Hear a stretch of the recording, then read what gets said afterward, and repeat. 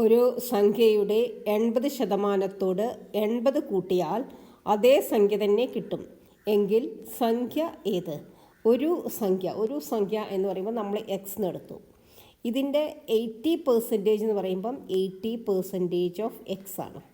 ഒരു സംഖ്യയുടെ 80% സംഖ്യ എക്സ്, അപ്പോൾ എക്സിൻ്റെ 80% 80% ഓഫ് എക്സ്. അതിന് നമുക്ക് ഒന്ന് മാത്തമാറ്റിക്കലായിട്ട് എഴുതാം. ഗണിത രൂപത്തിൽ എഴുതുമ്പോൾ 80/100 ഇൻറ്റു എക്സ് എന്ന് എഴുതാം.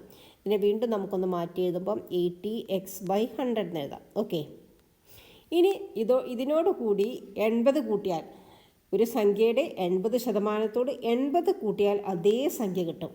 അപ്പോൾ ഇവിടെ നമ്മൾ 80 കൂട്ടിയപ്പോൾ നമുക്ക് അതേ സംഖ്യ പറയുമ്പോൾ സംഖ്യ നമ്മൾ വിചാരിച്ചത് എക്സ് ആണ്. ആ എക്സ് തന്നെ ഇവിടെ കിട്ടി. ഓക്കെ, നമുക്ക് 18 അപ്പുറത്തെ സൈഡിലേക്കും എക്സിന് ഇപ്പുറത്തെ സൈഡിലേക്ക് കൊടുക്കാം കേട്ടോ. 80x/100 minus x is equal to 80 അപ്പുറത്തെ സൈഡിലേക്ക് വരുമ്പോൾ -80 ആയി, എക്സ് ഇപ്പുറത്തേക്ക് വന്നപ്പോൾ -x ആയിട്ടോ. 80x minus 100 into x -100x divided by 100 is equal to -80. ഇനി 100 നമ്മൾ റൈറ്റ് സൈഡിൽ കൊണ്ടുപോവാണ്. 80x മൈനസ് 100x എന്ന് പറഞ്ഞാൽ -20x ഇസ് ഈക്വൽ ടു 100നെ നമ്മൾ റൈറ്റ് സൈഡിലേക്ക് കൊണ്ടുപോവാണ്.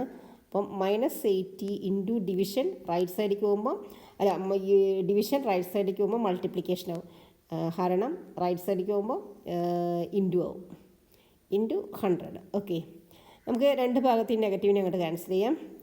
X is equal to 80 into 100 divided by 20. 80ൽ 4 ടൈംസ് ആണ്. 2 8ൽ 4 പ്രാവശ്യം, പിന്നെ 0 2 നമ്മൾ വെട്ടി. അപ്പോൾ 2 8ൽ 4 പ്രാവശ്യം, 4 ഇൻറ്റു 100 400. അപ്പോൾ 400 ആണ് ആ വിചാരിച്ച സംഖ്യ. ഒരു 400ൻ്റെ 80% ഇതിനോടുകൂടി 80 കൂട്ടിയാൽ നമുക്ക് കിട്ടുന്നത് 400 തന്നെയായിരിക്കും. Okay, if you like this video please, അപ്പോൾ ആൻസർ പറഞ്ഞില്ല, sorry, answer is option B. If you like this video, please like, share and subscribe. Thank you.